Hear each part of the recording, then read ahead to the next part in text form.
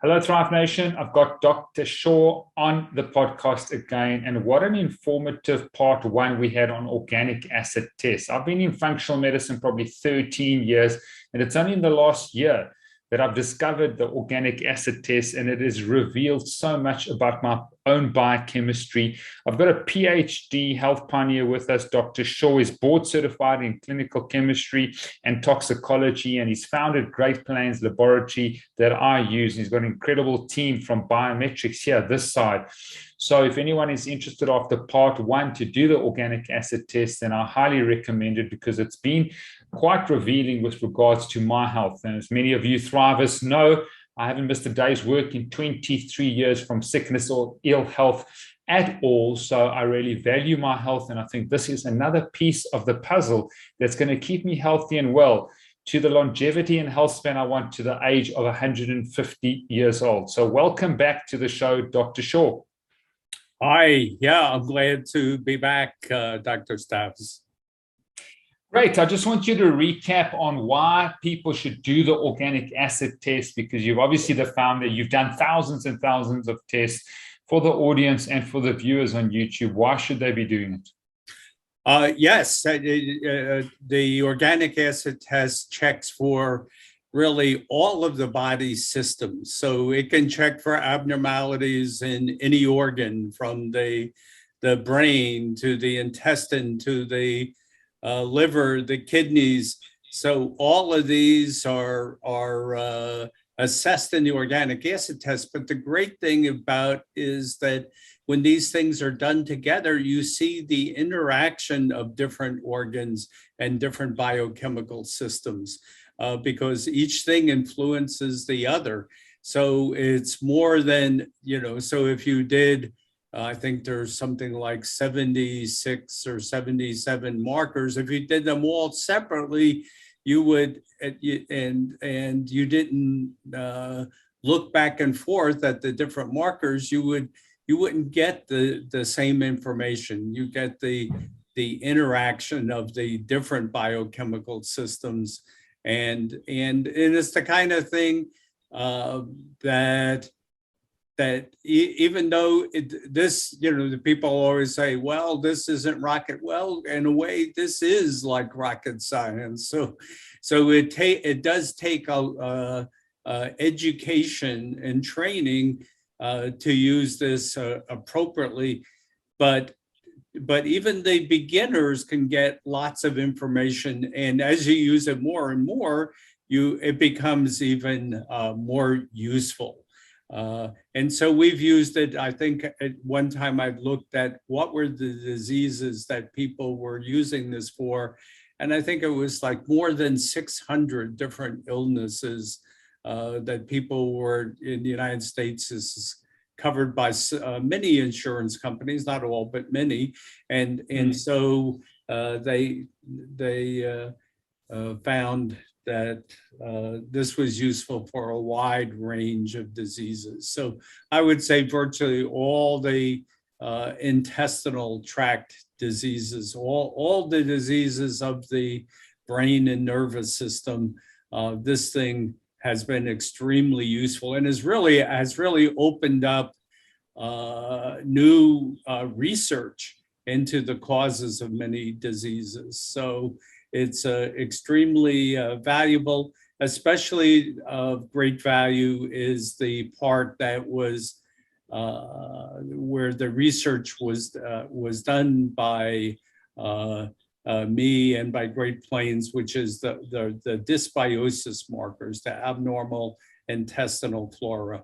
So many of these markers were discovered and actually at one time were patented by the Great Plains Laboratory, and they've been extremely useful. So this is the first page is the major contribution of Great Plains to the organic acid testing, helping to know the significance of each one of these for different groups of microorganisms. And these microorganisms are very common in pathology, and especially the pathology involving the brain and nervous system. And we can correlate these abnormal intestinal microorganism markers with markers involving the neurotransmitters, the chemicals that communicate between one brain cell and the next. So there's a direct connection between dysbiosis and abnormal brain function, which I think that a lot of people suspected that was the case, but we, in essence, have proved this connection, direct connection between dysbiosis and abnormal brain function. Great, and we did define dysbiosis in the first part. So we'll put show note links in terms of the part 1 so that you can go listen to that first. But if someone's listening out there or they're watching on YouTube, Dr. Shaw, you say brain and nervous sort of diseases. What are the top 10 conditions? I know that autism is one that is really sort of something, but give us the top 10. So someone's listening, they want to hear the top 10 I would say autism, chronic fatigue syndrome, and fibromyalgia are extremely common illnesses. Depression, probably one of the most common psychiatric illnesses. Attention deficit or attention deficit with hyperactivity, Parkinson's disease, and obsessive compulsive disorder, the schizophrenia, the amyotrophic lateral sclerosis. All of these have been associated with the abnormal gastrointestinal markers. So the test has been extremely useful in opening up new therapies for people with these different illnesses. So it's virtually every disease that's considered a disease of the brain or nervous system. Great and fantastic, because a lot of those diseases are very difficult to treat, whether it's through Western medicine or natural medicine or Chinese medicine or naturopathy or functional medicine. Those diseases are very difficult to treat. So obviously getting more information and getting more biomarkers can really help your cause. So if we can, Dr. Shaw, can you take me through you've now made some recommendations since part 1, which I've started. Maybe we've screen shared here for those that are listening and want to check it out on YouTube. But I've started taking carnitine. I think that was biomarkers 48 and 49. I've started taking vitamin B6. I've started taking more calcium. I've started taking more magnesium. I've been taking magnesium glycinate and magnesium malate. I've added magnesium citrate to that, as well as 5-HTP. If you can just go through, so if someone's listening, where would that form in terms of those recommendations that you made? Yeah, so those recommendations were based on the fact that there were elevated oxalates. So that is on the second page. And so the elevated oxalic acid is a very common abnormality, and of course the high oxalic acid is associated with kidney stones, but a lot of people don't realize that these crystals can form in any organ in the body. They can form in the brain, in the liver, they can form in your toes and your and sometimes they form in the eye. That's one of the reasons why a number of children with autism actually rip their eyes out of their head, because the oxalic acid crystals were forming in the eye. And kids with autism have very high values typically of oxalic acid. And these crystals that form in the eye are very sharp, have very sharp edges that cause pain. And the pain becomes so severe that some of the children rip one of the eyes. In some cases, the children have ripped both eyes out of their head because the pain was so severe. So this is not a small problem. This is a huge a medical problem. These oxalic acid crystals can form in the heart and cause arrhythmias of the heart. So the heart is not functioning correctly. They can be involved in atherosclerosis. Recent papers have found a connection with breast cancer. The place where the breast cancer starts are places where oxalic acid crystals have formed in the breast, and so the study was done in which oxalic acid was injected into mice, and it was found that where the place where it was injected caused genetic changes. So different DNA sites were activated, and some of the same sites that are involved in cancer. So there were nearly 1,000 genes that were activated by the deposits of oxalic acid. So to me, this is a potential cause, or perhaps even the main cause of breast cancer. And just like any new idea, it's going to take a lot more. But I think this is a very exciting possibility that something so simple might be a way to resolve one of the most serious illnesses that we have in our society. Okay, now how does that relate to uric acid? Is there any research or studies? Dr. David Perlmutter, the neurologist, has just written a book which is promoting called Drop Acid, about high uric acid. Do they have similar profiles and similar trends?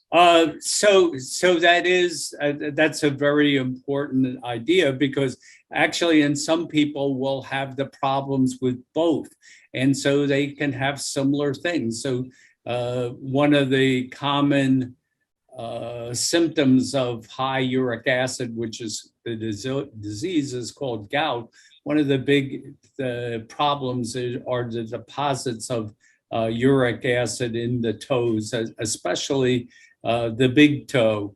And I know from experience, this is a problem that I experienced, and it can be an extremely painful experience, so that the pain is so severe, you don't even, when you're in the bed, you don't even want the sheet to touch your toe. It is so sensitive and so painful.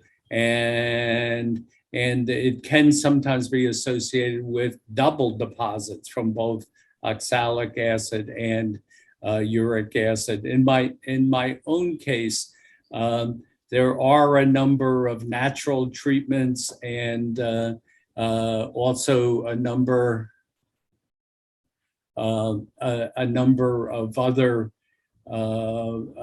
dietary things you can do, but I found that in my case, it just was not enough. I had to go to using a pharmaceutical agent called allopurinol, and allopurinol was very effective. However, there's anywhere from 2 to 10% of the population in which allopurinol can be extremely toxic, and so you need to do a genetic SNP. The people with a certain genetic SNP, it can lead to actually your skin falling off and even cause death. If you have that particular genetic SNP, you would not want to be using allopurinol. So of course, what I did was to switch to what I did was I checked my own blood, my own DNA, and found that I did not have the SNP. So it's especially high incidence in people of Asian descent, and probably 2 to 3% in Caucasians, and an intermediate value in blacks. So So it's very important if you use this drug to do the genetic testing. There are also genetic factors in oxalic acid. So oxalic acid, though, can be due to multiple causes, to high amounts of certain foods in the diet, but also due to what I think is a major issue in autism is the exposure to mold. So a very high percentage of mold, the most common genus Aspergillus, produce high amounts of oxalic acid. And that can be an issue, but also certain vitamin deficiencies subject the person to producing high amounts of oxalic acid, like particularly B6 deficiency. Another issue for females, vulvodynia, were very painful vaginas, so that the women may not want to have sex because it's so painful. That is associated with the problems with the high amounts of oxalic acid in the vaginal tissues. And it can be treated by treating the candida, as well as any mold the patient may have, and also taking a moderate amount of B6, 50 to 100 milligrams a day of B6 can be very helpful, as well as taking calcium and magnesium citrate to inhibit the dietary absorption of oxalic acid. Okay, so that's where my B6 and my calcium and my magnesium citrate came in. So that covers that. Obviously, oxalic acid is a very, very important marker. Mine's sitting at 97 there, Dr. Shaw. Ideally, I know you've got a range there. We spoke about optimal ranges, which I'm really concerned about, just because there's a sort of healthy range and optimal range. I know from blood tests, even looking over many years that I've been doing functional medicine, we look at like a liver enzyme, a GGT, now it's under 45, under 50. When I first started practicing, it had to be under 20. So tell me where my oxalic acid, number 21, it's sitting at 97. What am I aiming for once I've taken these supplements? Well, you definitely want it in the reference range. And I found that even people who are at the high end of the reference range can be having problems. For example, there was a lawsuit formed by one of the state prisons in the United States because to save money on the prison food, they were using foods that were made from soy, and soy is a major high source of oxalic acid, and many of the prisoners were having health problems. They were having chronic fatigue and fibromyalgia, heart disease, and many other illnesses because they were giving them meats that were artificial meats made out of soy, breads and rolls made out of soy and so forth. So they were getting an excessive amount. And what I saw is that even some of the prisoners in the at the high end of the normal range were having some of the symptoms. So I would say below the 67 would be the best, and probably even below 60 would be, even better. So as far as I know, there are no beneficial reasons for oxalic acid. Is purely a waste product that is of no benefit to the body. There are certain things that can be both good and bad, but to this point, I've never come across any beneficial effect of oxalic acid. It is purely a toxic chemical.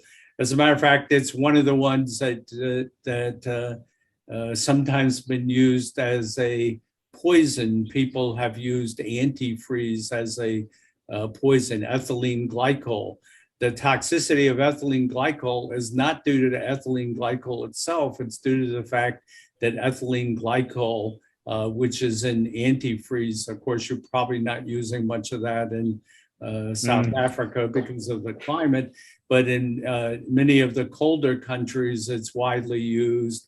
And if you accidentally ingest that, it can be fatal. And it has been a source of for poisonings for lovers who have split up and are jealous that there have been cases where they've used the ethylene glycol because it has a very sweet flavor, but they're usually caught because the person forms massive amounts of oxalic acid, which is ends up being the cause of death.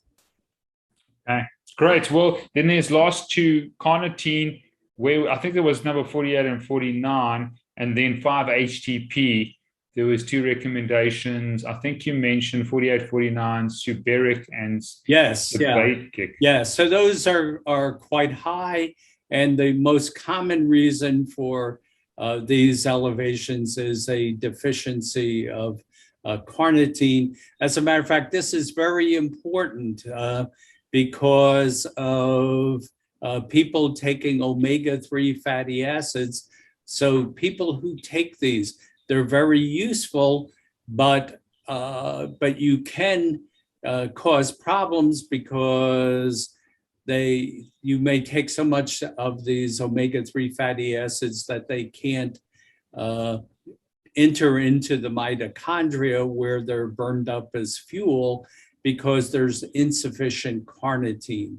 And there have been some symptoms associated with carnitine deficiency for people who've taken very high amounts, like 3 grams or more a day. Occasionally, individuals will have visual abnormalities. So some of you may have seen the microscopic pictures of the eye of a fly, which has, rather than the single lens, has little hexagons, like maybe 100 or more hexagons in the eye of a fly. And when people have the carnitine deficiency, at some point, they will have a fragmentation of the visual field. If you or your viewers look out, you see a single picture. You don't see multiple pictures around, but if you have severe carnitine deficiency, that can happen. And so there was an interesting experience that happened to me. I had taken a lot of omega-3 plus some additional other fats like phosphatidylserine, and I started to get this fragmentation, and then did the research and found that this was very common in people who were taking very high amounts of omega-3. So omega-3 is good, but you need to make sure you take adequate carnitine. I would say 250 milligrams a day, 250 to perhaps 500 milligrams a day for people who are taking extra amounts of omega-3, which can be very beneficial. Sure. So there's a lot of complexity here, Dr. Shaw. It's not just take high doses of omega-3s, because we do the omega-6 to omega-3 ratio test here, and 98% of the clients and the patients I test have ratios well above 15:1. So it's important to take the omega-3s, of course, to increase your EPA, your DHA, but then you've got to watch out that you don't increase, other factors like the Suberic and the Sebacic, yes. And that causes then other issues. So now that we're on there, let's talk about because I'm concerned about ketone and fatty acid oxidation, the hydroxybutyric as well as acetoacetic. And I do a lot of intermittent fasting. I try and become metabolically flexible by being able to burn fatty acids, to be able to burn adipose tissue as well, and make sure that I'm not only a carbohydrate a burner, but that I've got metabolic flexibility. But they seem way too high if we look at hydroxybutyric and acetoacetic. Actually, I wouldn't worry about these. These would be typical of anyone doing intermittent fasting or something. So even though they are high, they're above the reference range. Of course, most people are not doing intermittent fasting, and so these normal ranges are based on the average person who's not doing intermittent fasting. But I would say these are of no great concern. At the Children's Hospital, I saw a child who had values of these that were like 50,000. So this is like a tiny abnormality. And I thought for sure the child was going to die, but in a few days they were discharged from the hospital. But they had a genetic disease, and so genetic diseases will cause extreme elevations of this. The other thing that came out in my research is that the high ketones can sometimes be due to extreme candida overgrowth. So I came across, while I was working at the Children's Hospital, a case where an infant had an ear infection and was given the typical penicillin, and then went into a coma. And the reason they had gotten into a coma was because the antibiotic had caused severe yeast overgrowth, candida overgrowth, and the child had gigantic values for these ketones, number 43 and 44, and also developed a blood glucose of 0. So the normal value is around 100. Well, because the candida was so severe, the child could not absorb any carbohydrates. As a consequence, the ketones they had to, because they couldn't absorb carbohydrates, they were burning their fat, which caused them to have these ketone values. I don't remember, it was either in the hundreds or maybe even the thousands. And they went into, in effect, died. They had cardiorespiratory arrest, where both your heart and your breathing stops. But luckily, they had gone to the emergency room and were able to get the defibrillation and the injection of adrenaline to restart the heart, and the child survived. But later on, the child developed autism later in life because this candida that happened was never treated. So that became a big area of contention between me and the medical staff, saying that you need to treat the candida. And eventually, it sounds like a simple enough thing, but it took actually years for that treatment to be instituted. Okay, and then the last recommendation from part 1 was 5-HTP. What was the rationale that I needed 5-HTP? Yeah, so 5-hydroxyindoleacetic is a marker. It's a metabolite of serotonin. So lower values can indicate there's inadequate amounts of serotonin, and 5-HTP is an excellent supplement to increase serotonin. And there's still people that make the mistake of supplementing tryptophan instead of 5-HTP. If you will switch to the graphic, I think there's a graphic just above this that, let's see, where is, no, it's on I think it's on page 6. I thought it was there. It's near the end. Next page. Yeah, there.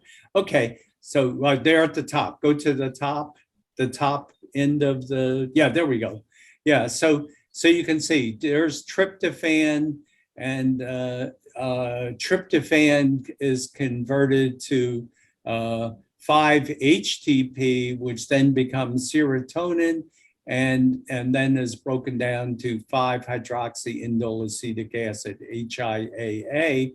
But tryptophan can also be converted to quinolinic acid, which is neurotoxic. So I had seen a case where the person was very ill and some severe psychiatric problems, and they were using tryptophan instead of 5-HTP. So 5-HTP is definitely preferred because 5-HTP is mainly converted to serotonin, whereas tryptophan can be largely converted to a neurotoxic quinolinic acid that's high in diseases like Alzheimer's disease. As a matter of fact, there was and when tryptophan was too popular, there was a big outbreak of a illness where the white blood cells are overstimulated, eosinophils, the ones that are associated with extreme allergy, and it caused severe muscle inflammation and pain, and actually there were even some fatalities with it. And so even though tryptophan can be converted to serotonin, a larger amount is converted to quinolinic acid. So 5-HTP is the preferable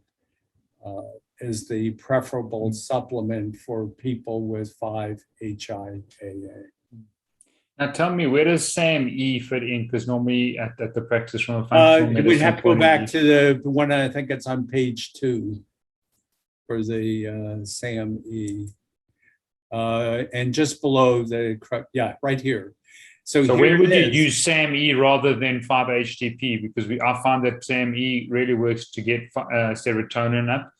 But would that be? So the SAMe is involved in the breakdown. If you have excessive amounts of dopamine, you can see if you have excessive amounts of dopamine, it can form too much of the chemical called dopac, and the SAMe would help to break down the dopac to form homophenolic acid. And so the lack of SAMe SAMe comes from folate and B12. So if you don't have enough folate and B12, you may be deficient in SAMe. And so the SAMe can be very helpful. You see it's here in this reaction breaking down the dopamine metabolite, but also it's an essential cofactor in the adrenal gland, converting norepinephrine to epinephrine. So norepinephrine is a neurotransmitter that's found large amounts in the brain, but also the sympathetic nervous system. But epinephrine is the neurotransmitter that's produced by the adrenal gland. And so it's called adrenaline. It's the one you need if a lion is chasing you and you need a burst of energy, because adrenaline converts the glycogen in your liver to glucose that you can use immediately. So it's the one that's needed for the adrenaline, or epinephrine is needed for the fight or flight response, so that you can get a big increase in your blood glucose in an emergency. Great. Okay, so let's go back where we finished off here. We finished off with the mitochondrial number 30. So mitochondrial markers, amino acid metabolites, is there anything there? It looks like I've got a bit high on the I mean, there's hydroxy. a slight elevation here, but I think I would not be concerned about it. And also, I don't know of a fix for it, but it's not high enough that I would have any. I don't think I would use any intervention at all. If this was like 15 or something, then there are some dietary things that can be done. But with such a slight elevation, I would not recommend anything. Okay.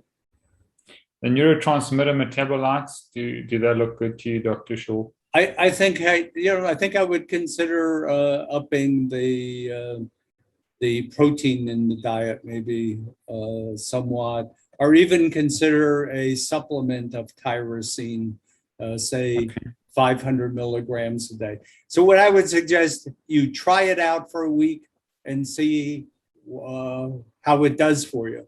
If you feel like your life is better, continue. But if not, stop it. That's what I would recommend in this case.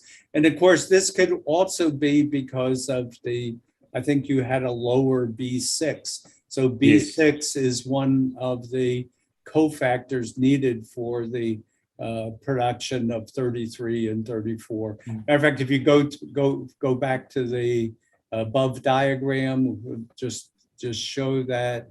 Yeah, here it is. So B6 is needed for the conversion of dopa to dopamine and norepinephrine. So that lower B6 could be a factor, or it could be you just need more of these amino acid precursors in your diet, or it could be both.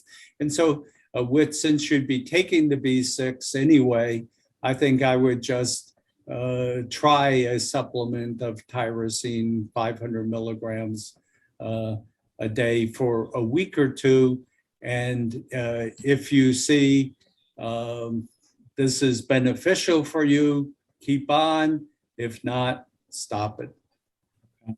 Now, tell me, the form that you take it in, methylated form of all these vitamin Bs, or should people listening do a genetic test to see if they've got a single nucleotide polymorphism? I think you could take the methylated, like methyl tetrahydrofolate. And but folic acid itself will eventually be converted in the body to the methyl form, I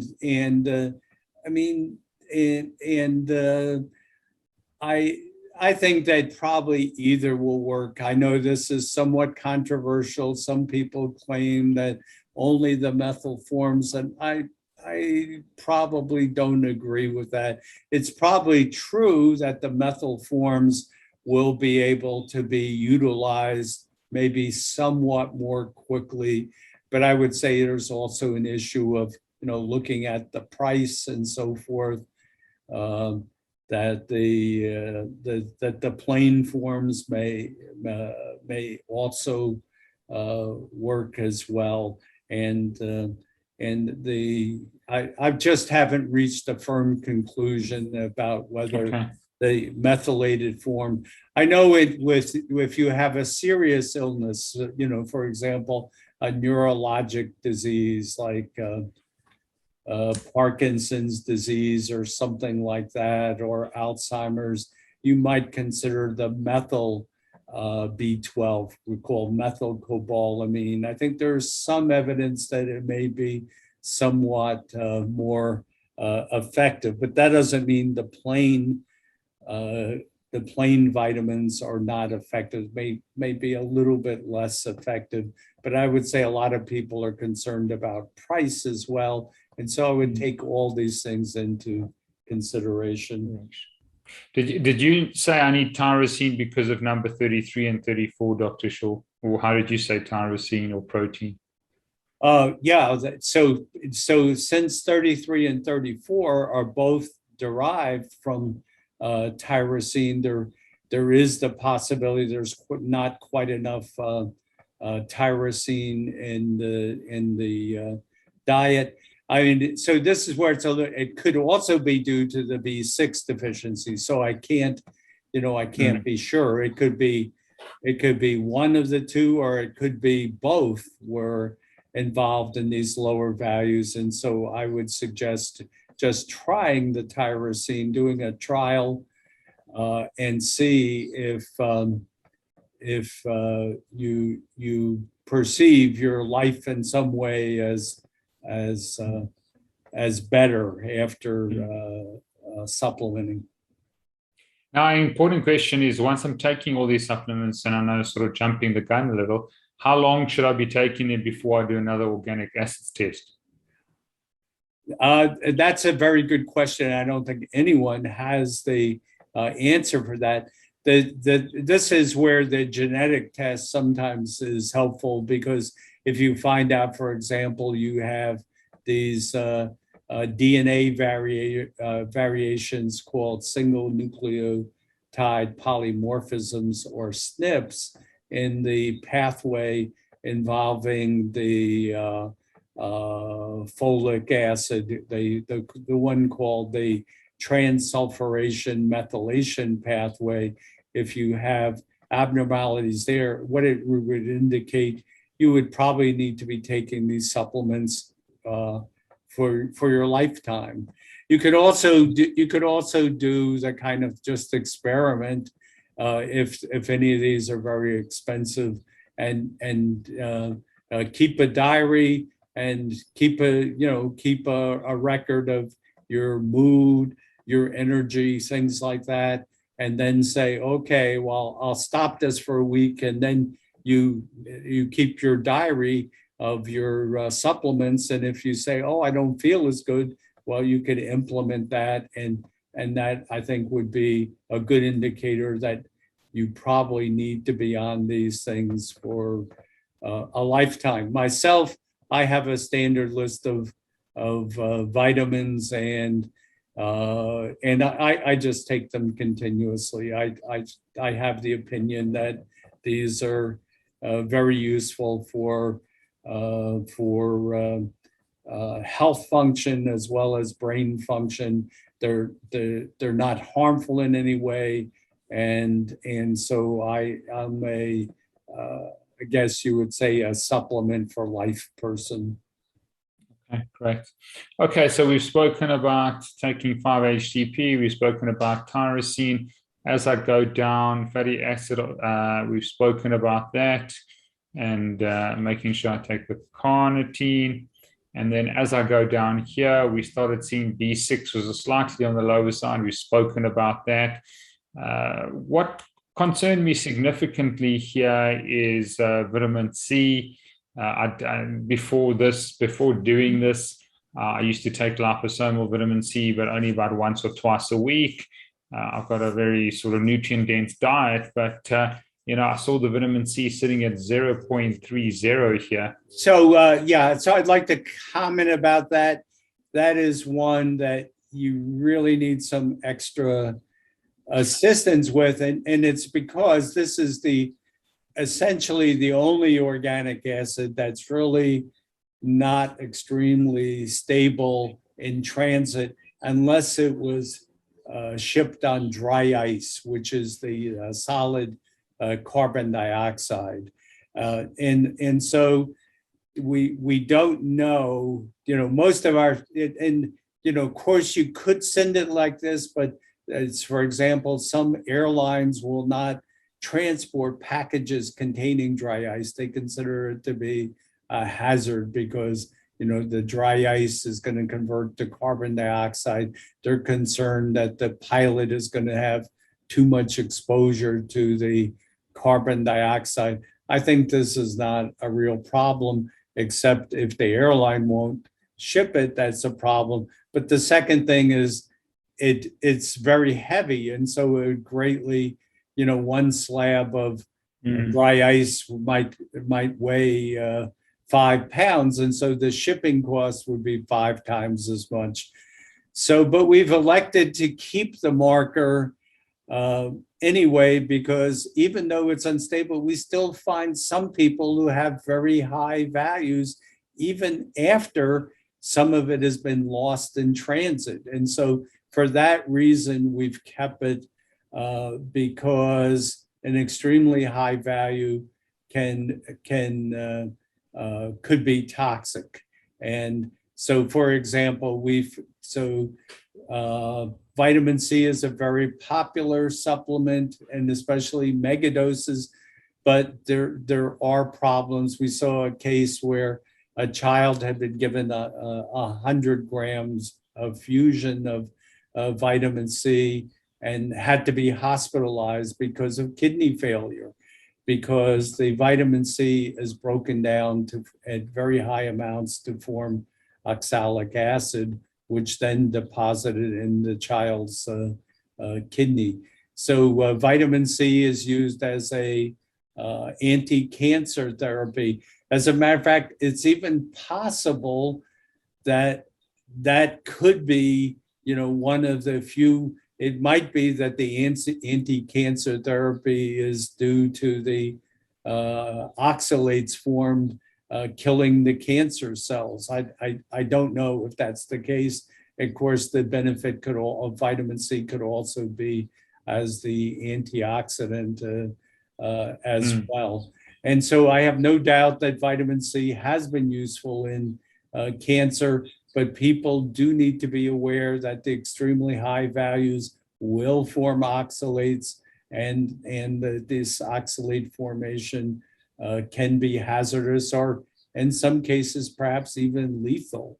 So so it requires a lot of attention to see what's going on.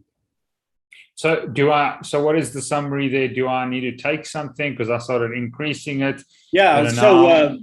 So I think I would ignore it. Knowing that vitamin C is broken down during transmit but if we test people, I would say, so I think that, it's probably, I'm guessing 2 days transit time from South Africa. Yeah. So if it's in the winter time and the sample arrives within 1 day, you can take this. But I think in your case, I would ignore this particular value. And then another important thing here is to notice that look at the first marker, number 50 in the group, methylmalonic acid. It has an asterisk, the star after that. And if you look down at the bottom, it says a high value for this marker may indicate a deficiency. So with methylmalonic acid, a low value is actually the most beneficial. So for example, your marker is at the upper end of the normal range. I think I might say, if you wanted to, you could probably add a little more B12 to your regimen, your daily regimen. I think it's nothing that would cause any pathology. It would be just something, again, for optimum health. And the B6 is on the lower side. We'd like to see people at the mean value, which is the vertical bar in the middle of the colored graph. Do you see that? I just want to make sure that's obvious. Pantothenic acid is, a little bit low. Nothing to be concerned about. And so overall, I think this is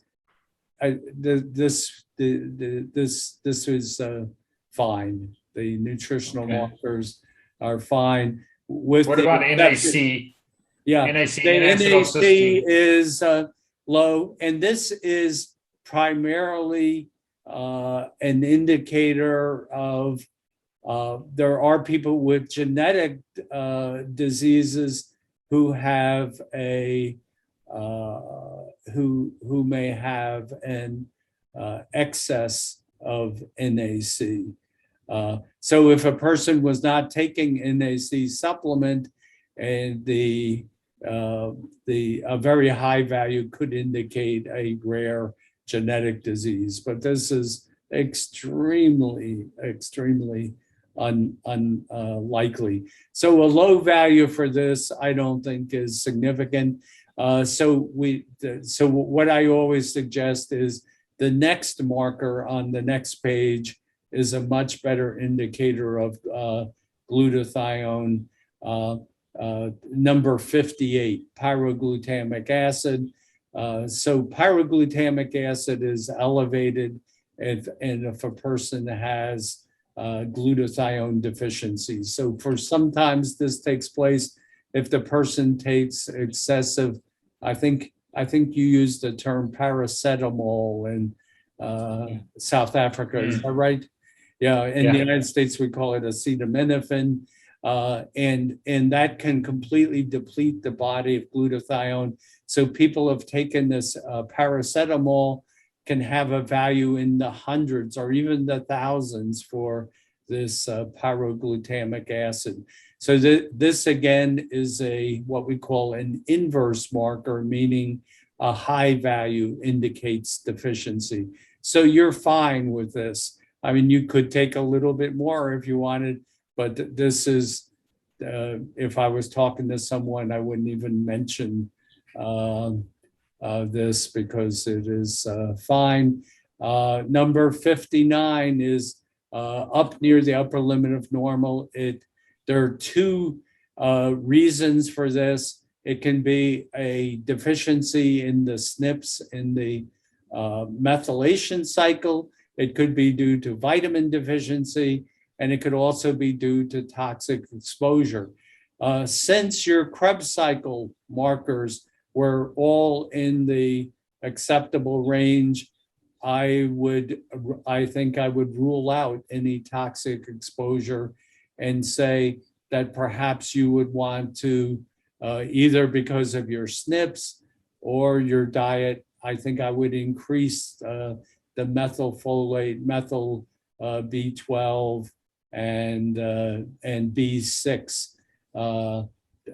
So the ideal value would be at the mean value or lower.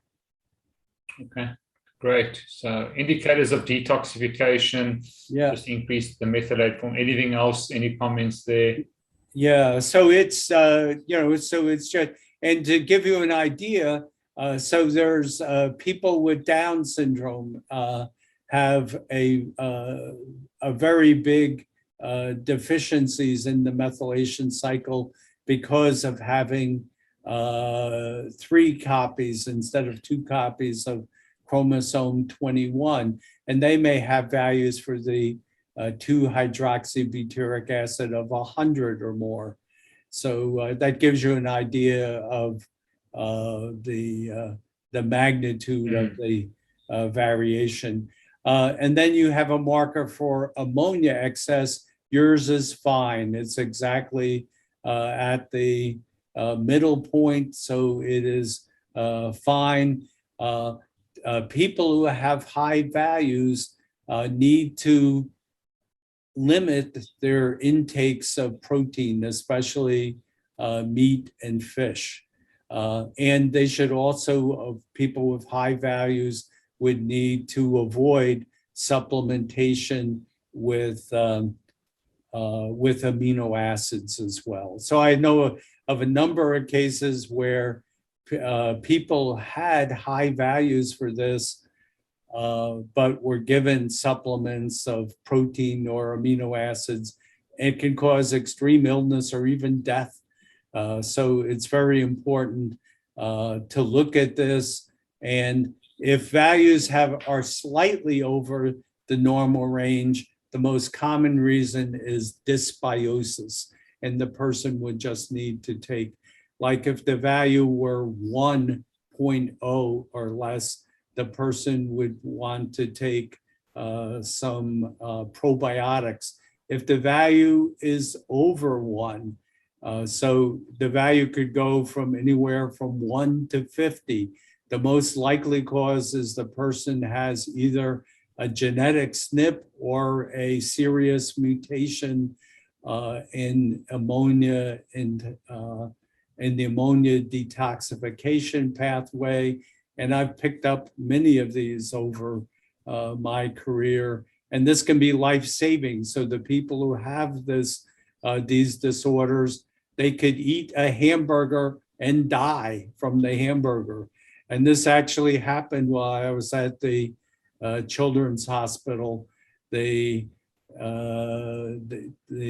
mother had a child that she suspected was might have a problem like this, and she had gone to the McDonald's that was in the hospital basement, and the child had a hamburger and a carton of milk, and ended up went into a coma on the floor of McDonald's from eating the hamburger.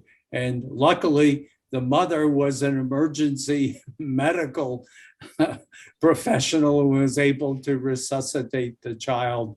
And then, of course, the testing indicated the exact biochemical defect, and the mother was advised never to give the child meat or fish.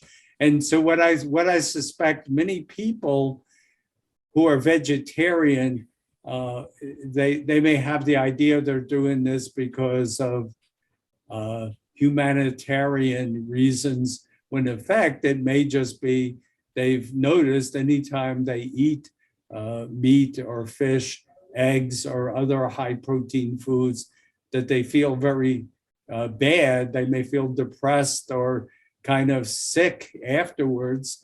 And so they've stopped eating meat or fish or other animal foods, not because they're especially humanitarian, because their body has recognized that that is not an appropriate food for them. Absolutely fascinating. My goodness, the complexity is at another level here. I'm on that conference right now. I'll come back. So we're coming to the end of the show. Thank you so much. Just, I don't know, the amino acid metabolites. Yeah. Anything to comment there? Yeah. So these amino acid metabolites are almost always on the low end, but it's of no great significance. For these markers, it's really high values that are most significant. And most of the time, it's either the values would be very high if there's a severe nutritional deficiency, like thiamine deficiency. Some of the first ones in this group, groups 62 to 66, the values could be elevated. Or if the person has a severe genetic SNP or genetic disease, these values will be elevated. So for many people, this is the most boring part of the test, because these are relatively rare diseases, and so they don't show up as positive. But people need to make sure they don't just skip this, because occasionally they will find a person with one of these severe genetic SNPs or genetic diseases. And for them, this information could be life-saving. So that's the situation. The last one is phosphoric acid, also called phosphate. So high or low values can be associated with either excess or deficient vitamin D or other hormonal imbalances.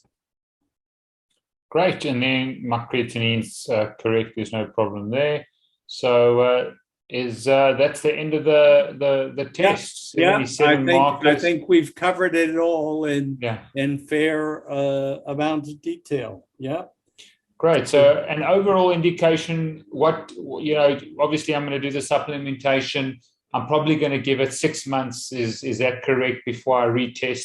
Yeah. Although you would probably even see a significant change in even, I'm guessing, even 2 weeks. But it'd probably be better to do a longer period of time, because with some of these, you may find that the supplement doesn't agree with you. Like I mentioned, the tyrosine, Yeah. it may or may not help. And so that's where a diary is very helpful to keep, to write your, how your mood is, how your energy is, Yes. your athletic abilities, and if you saw any negative things, you might want to restrict a particular supplement. But most of the time, you're just going to see benefits. All right, Dr. Shaw, thank you so much. What an incredible test, a fascinating test. I think here at the practice, we're going to be using a lot more of it. I think there are clients out there that can really benefit from it and to treat, this dysbiosis and many of these sort of factors. I just want to wish you well, and hopefully thank we you can very much, reconnect. Dr. Stavs. Thank you for this great opportunity. Thank you. And so Great. long to everyone.